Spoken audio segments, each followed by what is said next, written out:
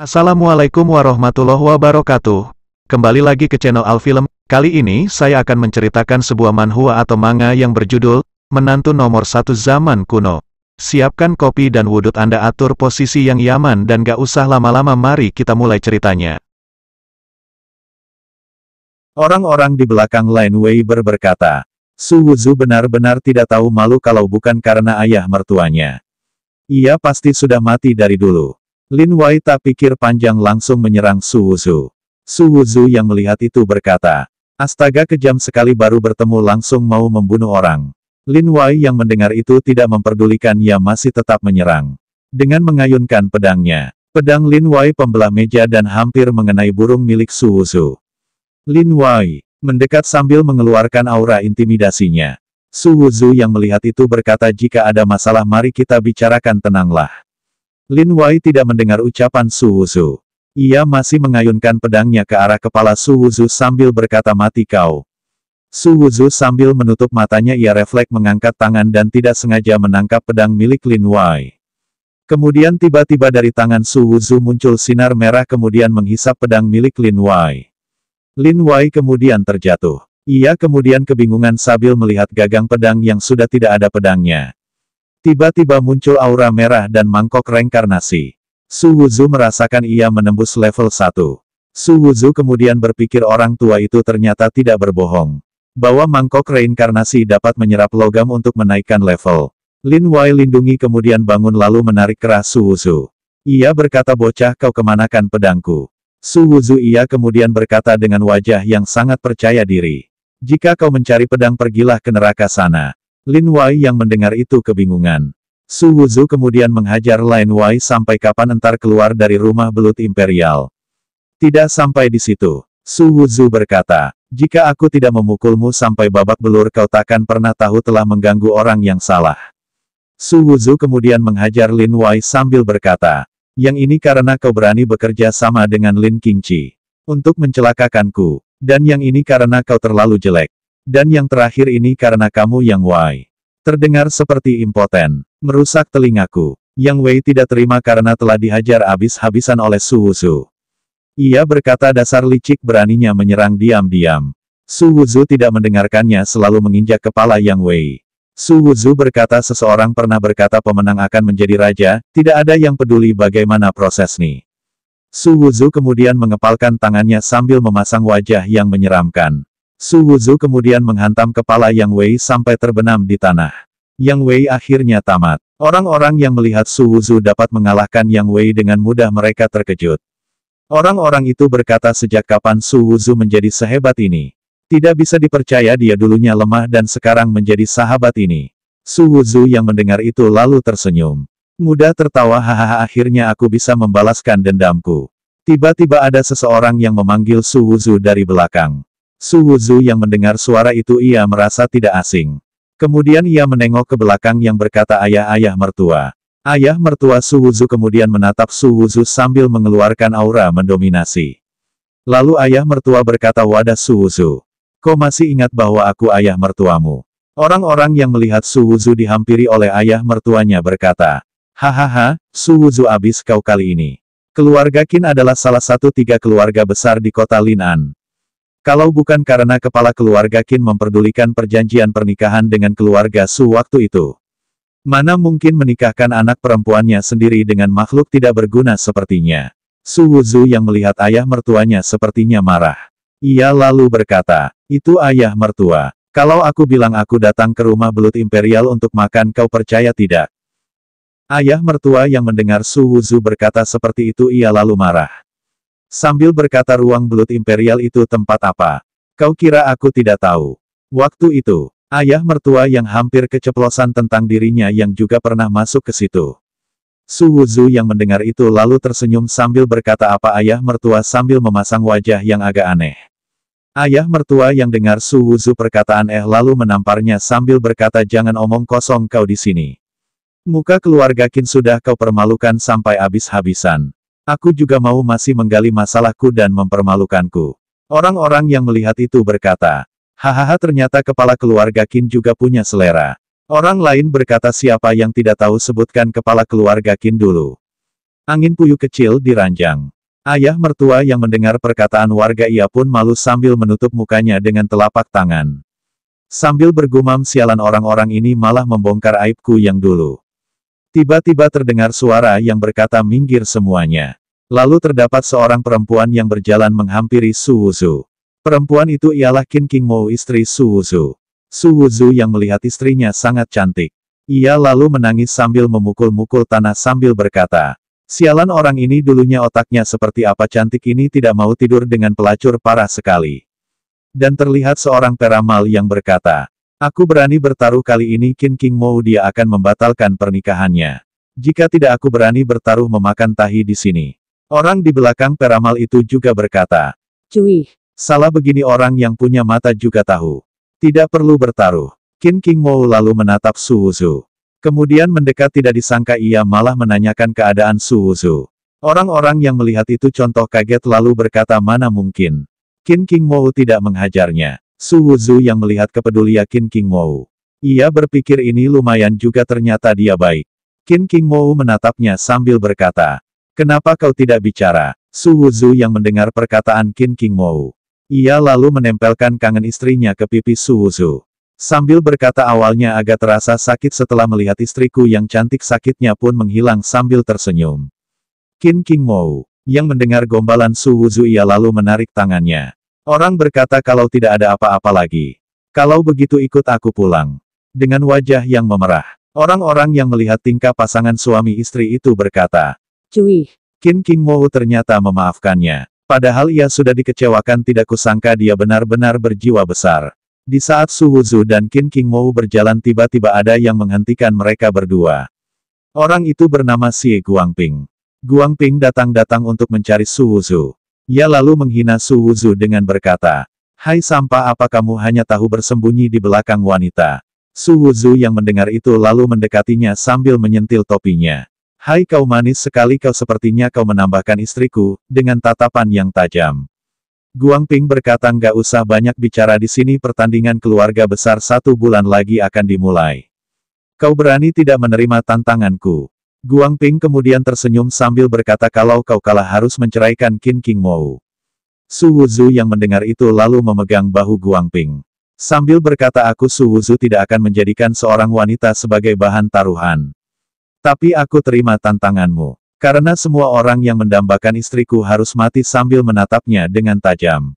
Su Wuzu kemudian memegang tangan istrinya ia tersenyum sambil berkata ayo kita pergi. Guangping yang melihat itu sangat marah. Ia berbicara di dalam hati. Qin Qingmou. Cepat atau lambat kau akan menjadi milikku. Brain Li Xin kita diperlihatkan ramal yang tadi ya kemudian disuruh para warga untuk memakan tahi yang telah lihat taruhkan. Diperlihatkan kediaman keluarga Qin. Diperlihatkan ketua keluarga Qin atau sebut ayah mertua Su Wuzu. Yang sedang memarahi Su Wuzu. Karena dia telah mempermalukan keluarga Qin.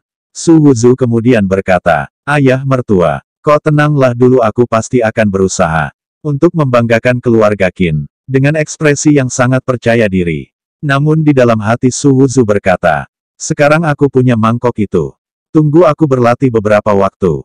Aku mengejutkan mereka semua. Ketua keluarga Qin, yang mendengar perkataan Su Wuzu ia kamu dan marah sambil berkata berusaha apanya. 2 bulan lalu kau bilang mau berlatih pedang. Aku menghabiskan 1000 yuan untuk membuatkanmu sebuah pedang. Tapi malah kau jual. Terus sebulan lalu kau bilang ingin belajar seni bela diri. Aku menghabiskan 3000 yuan untuk membeli kamu buku. Tapi malah apa yang kau lakukan buku itu kau jadikan kertas toilet. Itu usaha yang kubilang dengan ekspresi yang sangat marah. Kemudian istri ketua Qin menangis sambil berkata ini gara-gara kamu yang menikahkan putri kita dengan dia karena untuk membedakan budi kakak Su. Kepala keluarga Qin kemudian duduk sambil berkata siapa yang tahu bocah ini begitu payah. Qin Qingmou kemudian datang sambil berkata sudah-sudah namanya juga sudah terjadi ibarat nasi sudah menjadi bubur tidak ada yang bisa kita lakukan lagi. Qin Qingmou kemudian menatap Su Wuzu dan berkata, aku akan membantumu untuk membatalkan taruhan dengan Guangping. Karena pertarungan dengan keluarga besar resiko untuk kehilangan nyawa kau harus tahu itu. Su Wuzu yang mendengar Qin Qingmou yang menghambat ikannya. Ya kamu jangan berkata sambil memegang tangan istrinya itu. Oh yang mulia istriku yang cantik. Apa kau sedang peduli padaku? Qin King Mou yang melihat tingkah Su Wuzu seperti itu, ia kemudian berbalik badan sambil berkata, kau lihat saja sendiri bagaimana menurutmu.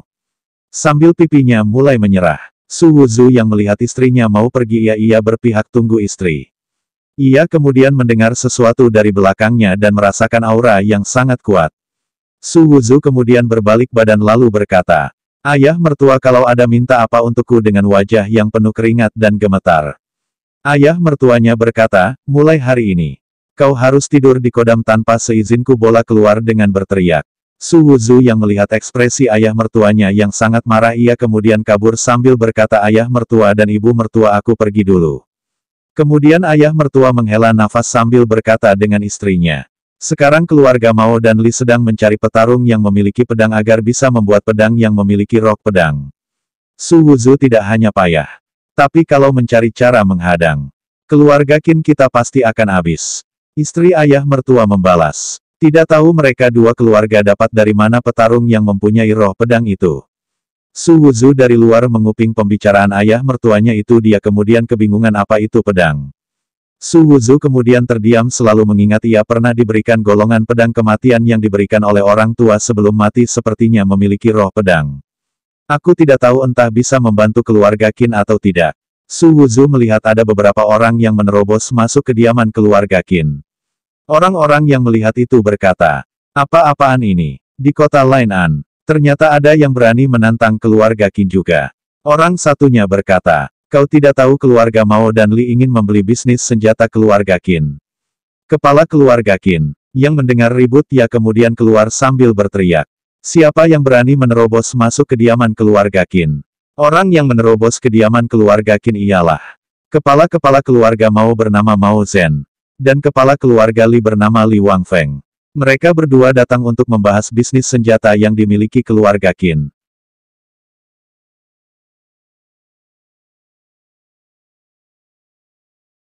Orang yang menerobos kediaman keluarga Qin ialah kepala-kepala keluarga Mao bernama Mao Zhen, dan kepala keluarga Li bernama Li Wangfeng. Mereka berdua datang untuk membahas bisnis senjata yang dimiliki keluarga Qin. Kepala keluarga Qin berkata, apa kalian pikir kalian memiliki senjata yang memiliki roh pedang, kalian bisa langsung menghabisi keluarga Qinku? Kepala keluargamu Mai berkata, apa kau masih mau bertahan? Sudah 70% pembeli di seluruh kota Lainan semua bergantung pada toko senjata milik kami keluarga Mao dan Li. Kepala keluarga Li juga menambahkan, apa jangan-jangan keluarga Qin juga mempunyai senjata yang punya roh pedang? Sambil tertawa, kepala keluarga Qin yang mendengar itu lalu berkata, aku punya, dengan ekspresi yang agak gugup. Ketua kepala keluarga itu sambil mengeluarkan aura dominasi. Lalu berkata, kalau punya keluarkan dan perlihatkan pada kami. Dan biarkan para orang-orang ini menjadi saksi bahwa dua keluarga ini tidak asal bicara. Orang-orang yang melihat itu lalu berkata, apakah mungkin keluarga Qin mempunyai senjata yang memiliki rambut yang... Orang satunya berkata, mungkin punya karena keluarga Qin mempunyai banyak sekali warisan turun-temurun. Satunya membalas perkataan itu. Sekarang seluruh pasar sudah hampir dikuasai oleh dua keluarga, kalau keluarga Qin mempunyai senjata yang memiliki pedang pasti dari awal sudah dikeluarkan. Kepala keluarga Qin yang melihat situasi semakin tidak terkendali, ia berpikir, sialan. Sekarang hanya bisa mengeluarkan pedang yang baru dibuat, kita tahu apakah bisa melawan pedang luar dua keluarga ini. Qin-san, bawakan pedang yang baru dibuat itu. Biar mereka lihat. Qin-san, yang mendengar itu lalu menghampiri kepala keluarga, ia berbisik. Pedang itu memang lebih baik dari yang sebelumnya. Tapi tetap saja tidak ada roh pedang di dalamnya. Kepala keluarga yang benar itu lalu berkata, tidak usah banyak bicara, bawakan saja ke sini. Su Wuzu yang dari awal mengintip. Ia lalu berpikir, aku harus mencari cara untuk membantu ayah mertua. Su Wuzu kemudian memasuki tempat harta pedang milik ayah mertuanya. Su Wuzu yang melihat banyak sekali pedang. Ia lalu mencoba untuk mengeluarkan rok milik pedang-pedang itu. Su Wuzu kemudian mengambil salah satu pedang yang berpikir kualitas pedang ini bagus juga. Tiba-tiba pedang itu mengeluarkan cahaya berwarna biru yang sangat terang. Su Wuzu yang melihat itu tersenyum sambil berpikir. Ternyata gulungan yang diberikan kakek itu yang bernama pedang kematian berguna juga. Su Wuzu kemudian berubah raut wajahnya sambil menatap tumpukan pedang yang ada di depannya. Ia berpikir, pedang-pedang ini terbuat dari logam. Bagaimana kalau aku mengambil beberapa untuk mangkok reinkarnasi? Tapi tiba-tiba ada seseorang yang masuk dan berkata, "Tuan, kau sedang apa di situ? Keluarga Qin sudah diambang kehancuran. Tapi kau malah masih mau mencuri pedang di sini." Su Wuzu Halo berkata dengan gugup. Bukan seperti itu. Aku di sini bukan untuk mencuri. Tapi aku di sini untuk membantumu mengangkat pedang ini. Mari kita lihatkan kepada mereka bahwa keluarga Qin juga mempunyai pedang yang bagus." Su Wuzu mengatakan itu semua dengan bangga dan percaya diri. Orang itu yang melihat Su Wuzu berkata seperti itu ya kemudian oh begitu baguslah. Su Wuzu kemudian menempelkan tangannya ke udang-udang itu lalu mengangkat peti itu, ya kemudian berteriak. "Woi kau ngapain diam saja? Ayo bantu aku." Pedang-pedang itu kemudian sudah sampai di depan para kepala keluarga. Keluarga Qin kualitas detail bagaimana kalian bisa lihat sendiri. Dua kepala itu kemudian tersenyum sambil melambaikan dia berpikir pura-pura mirip juga. Aku lihat bagaimana keluarga Qin kali ini kehilangan muka. Kepala keluarga Mao model meloncat untuk menghancurkan pedang-pedang itu sambil berkata, "Aku tidak percaya kalian punya senjata yang mempunyai roh dan akan kuhancurkan." Kepala keluarga Qin cuma bisa terdiam dan menutup matanya sambil berpikir, tamat sudah. Saat pedang ditebas patah nama baik ratusan tahun keluarga Qin akan hilang. Namun berbeda dengan Su Wuzu. Ia berpikir lihat bagaimana dua idiot ini akan malu. Dengan ekspresi wajah yang tersenyum, tiba-tiba pedang yang ditegaskan oleh keluarga Mao itu patah saat mengenai pedang milik keluarga Qin. Kepala keluarga Mao yang melihat itu terkejut. Tidak hanya itu kepala keluarga Li dan kepala keluarga Qin juga ikutan terkejut. Kepala keluarga Qin Isu yang melihat itu ia berpikir sejak kapan senjata keluarga Qin kami lebih hebat dari senjata yang memiliki pedang. Orang-orang yang melihat itu harus saling berbicara. Aku sudah curiga. Mana mungkin keluarga Mao dan Li semudah itu mengalahkan keluarga Qin? Dua kepala keluarga itu kemudian berbisik sambil menatap ke arah pedangnya yang sudah patah. Ini tidak mungkin bagaimana ini bisa terjadi. Jangan-jangan kita salah menilai keluarga Qin. Uhuk-uhuk, kemudian kepala keluarga Qin berkata, kepala keluarga Mao dan Li sedang merencanakan apa diam-diam di daerah keluarga Qin milikku. Kemudian dua keluarga itu berkata, hahaha tadi cuma salah paham. Kalau begitu kepala keluarga Qin, kami tidak akan berlama-lama lagi kami akan pergi. Dengan wajah yang tersenyum dan mengeluarkan banyak keringat, saat dua kepala keluarga itu mau pergi, tiba-tiba dihentikan oleh Su Wuzu. Jika apabila ada kesalahan dalam penyebutan nama, tempat atau yang lainnya, saya minta maaf, karena saya masih pemula, dan tolong bantu support pada channel ini. Saya akhiri. Wassalamualaikum dah, sampai bertemu di channel ini lagi.